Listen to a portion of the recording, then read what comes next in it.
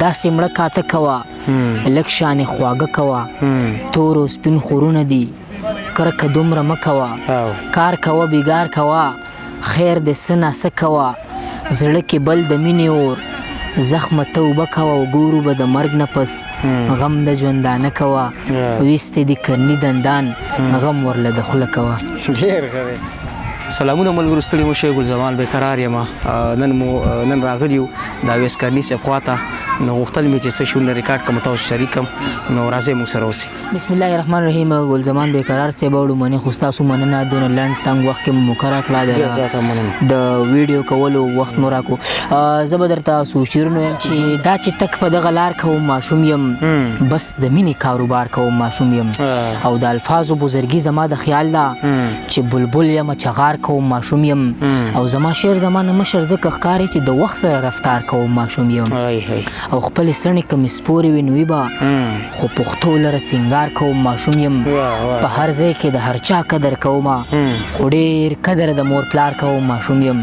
او ما کرني جولی د امن خوره کړې بس د امن انتظار کوم ماشوم یم. او څو شعرونه نور چې دوران غم لکه د تاش پتی دي، ژوندون مې سم لکه د تاش پتی دي، او نن مې چندرو کې په زړګي وبیلو بس خو صنم لکه د تاش پتی دي، په یو ورځ کې 250 قسمه کرني قسم لکه د تاش پتی دي.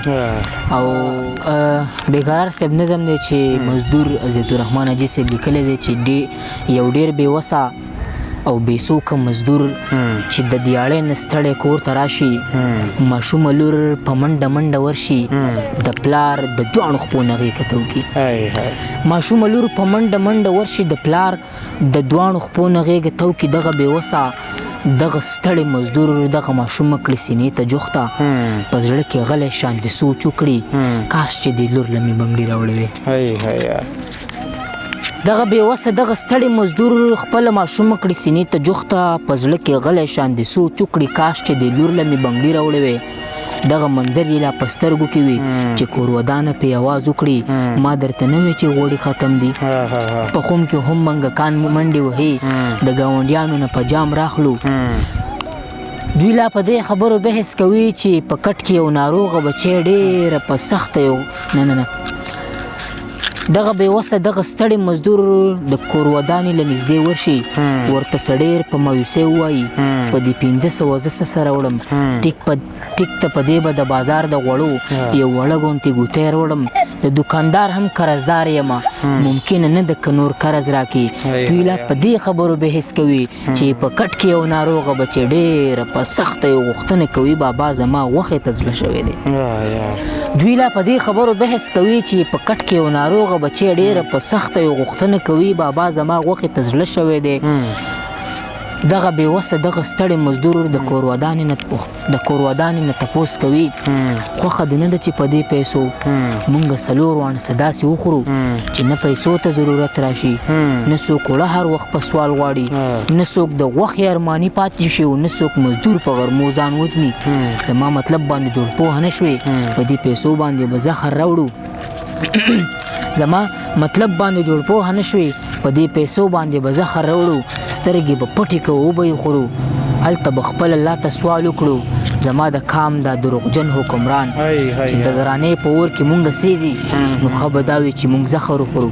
نو ښه به دا وي چې مونږ زخر وخورو. ډېر زیات ښه دی چې دا چې زه کوم تلوار په سر پرته ده، ما ته اوسم بلالار په سر پرته ده، او مدخ تل خو په ژوندو لیکل کېږي، مرثیه خو د انکار په سر پرته ده، او دا منمه د خپو لاندې جنت دی، دروازه خو یې د پلار په سر پرته ده، او یو باګرام نه بل باګرام ته داسې ګورم څه رشته د کندهار په سر پرته ده، او ستا خیرو کرني باچا د پښتنو کړو ستا دعا خو د خامار په سر پرته ده. ډېر ښه دی. کرني که خپل درسره نور څه دي نو غواړو چې نه وایو چې د جفا خبره مخکې لاړه خود زما ستا خبره مخکې لاړه، هغه کعبه او تا زړګی ورانه و د ابرهه خبره مخکې لاړه، او هر یو ناروغه دی ویلی نشي د مسیحا خبره مخکې لاړه او ما فقط 2 شواروز ژوند کړی دی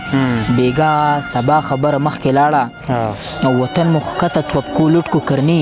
او د باچا خبره مخکې لاړه. ډېر زیات ښه دی، ډېر زیاته مننه.